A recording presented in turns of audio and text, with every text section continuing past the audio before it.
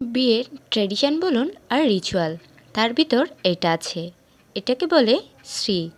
তো দাভাই আগের দিন এসে বলছিল যে বিয়ের শ্রীটা তোমাদেরকেই বানাতে হবে। তো তার জন্য চাল আর যা যা লাগে সব কিছু দিয়ে গিয়েছিল। এটা বানাতে অনেক কষ্ট করা লাগছে। প্রথমে বুঝতে পারছিলাম না ঠিক কিভাবে বানানো যায়। যেহেতু মেয়ের বিয়ে বলে কথা, কিভাবে এটাকে উপস্থাপন করা যায় সুন্দর করে, তো মাথায় একটা বুদ্ধি আসলো। সেইভাবে এটা মানে করার চেষ্টা করলাম। ভিডিওটা যদি ভালো লাগে অবশ্যই আপনারা পুরোপুরি দেখবেন। প্রথম চাউলের গুঁড়া, কলা, তেল দিয়ে সুন্দর করে মেখে এটাকে সুন্দর একটা শেপে তৈরি করে নিলাম। তারপর আরও সুন্দর করে উপস্থাপন করার জন্য এখানে ক্লে ব্যবহার করেছিলাম। বিভিন্ন কালারের ক্লে দিয়ে আগে অনেকগুলো ফুল বানিয়ে নিয়েছিলাম।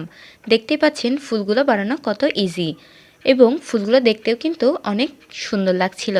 তারপর আস্তে আস্তে প্রত্যেকটা জায়গায় ফুলগুলো বসানোর পরে জাস্ট ওয়াও লাগছিল। আপনারা অবশ্যই দেখে বুঝতে পারছেন জিনিসটা কতটা সুন্দর হতে চলেছে। ফুলগুলো দিয়ে পুরোপুরি সাজানো হয়ে যাওয়ার পরে দেখতে শ্রীটা সত্যি অনেক সুন্দর লাগছিল, কিন্তু কিছু যেন একটা মিসিং লাগছিল, কিন্তু কিছুই বুঝেও না। পরে মনে পড়লো এখানে তো ফুল দেওয়া হয়েছে বাট পাতা দেওয়া হয়নি। তো কি আর করার, এদিকে ক্লের বানানোর মানে সব কিছুই হয়ে গিয়েছিল, কোনো কিছুই আর অবশিষ্ট ছিল না। পরে আবার নতুন করে এটা বানানোর পরে পাতাগুলো বানানো হয়েছিল। এখন সবুজ কালারও ছিল না, লাস্টে না পেরে অ্যাক্রিলিক দিয়ে আবার পাতাগুলো রং করেছিলাম। যেহেতু আটার পরে এখানে তেল দেওয়া হয়েছে সেহেতু অ্যাক্রিলিকটা ঠিকমতো বসছিল না।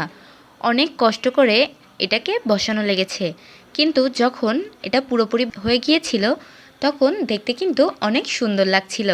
আপনারাও কিন্তু দেখে বুঝতে পারছেন।